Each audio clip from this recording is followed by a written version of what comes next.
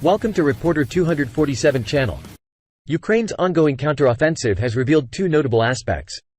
Firstly, Ukraine is pushing forward on multiple fronts, primarily in the south and east. Secondly, the Ukrainian army is making incremental yet significant gains, liberating villages near the front lines. Over the past week, Ukraine launched attacks in various areas. These include the western edge of the Zaporizhzhia sector, south of Orikhiv, 18 miles east, and crucially, on either side of a Russian salient at the border between Zaporizhzhia and Donetsk oblasts. The most notable gains have been achieved in the latter area, with Ukrainian brigades raising flags in a series of villages such as Velika Novosilka, Niskachna, Storozheve, Blahodotne, and Makarivka. However, there are reports of a successful Russian counterattack in Makarivka, which may still be contested. In just a week, Ukraine has advanced nearly 4 miles, a much faster pace than Russian forces during their winter offensive. However, these gains are concentrated in a specific area. Approximately 8 miles to the west, Ukraine claims to have captured another village, Novodarivka, which could potentially threaten Russian troops positioned in between. On the eastern front, Ukraine continues to push in both the southwest and northwest directions of Bakhmut. This city was finally captured by Russian forces after a year of grueling fighting, while Moscow's Ministry of Defense appears to be attempting to take direct control of the Wagner Group, responsible for capturing the mining center. These attacks likely serve as probes to identify weaknesses in the Russian frontline. However, progress has been more challenging south of Orikhiv, where a Leopard 2 tank and 4 Bradley fighting vehicles were abandoned following a failed Ukrainian attack on Friday. So far, Ukraine has not committed large numbers of tanks to the frontline. Former U.S. Army General Ben Hodges believes that when significant armored formations join the assault, it will indicate the main attack is underway.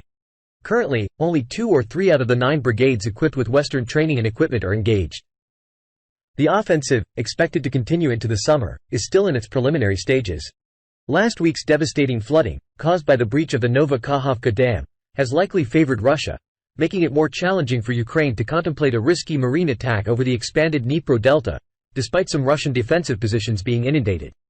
Ukraine's initial efforts are far from reaching the Russian defensive lines erected in recent months, as revealed by satellite imagery.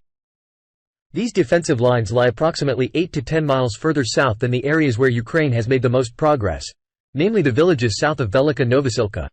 Another significant obstacle for Kyiv is the lack of combat aircraft, as it awaits the eventual provision of F-16s from the west. Reports indicate that Russia has been utilizing air power, particularly in the Orikhiv sector.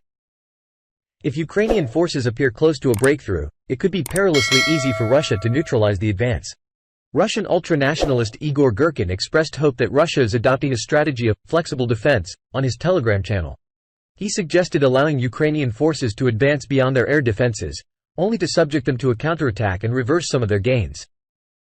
Girkin also warned that Ukraine has 5 or 6 brigades in reserve, highlighting their potential for further escalation. It is important to note that military campaigns of this magnitude and significance are not decided within a week. However, what is evident is that Ukraine has taken the initiative with confidence, launching attacks from multiple directions and achieving credible gains in areas where the Russian forces are potentially weakest. This initial progress is encouraging for Ukraine. Thank you for watching the video. See you in the next videos. Don't forget to subscribe to the channel to keep up to date with the latest news. Goodbye.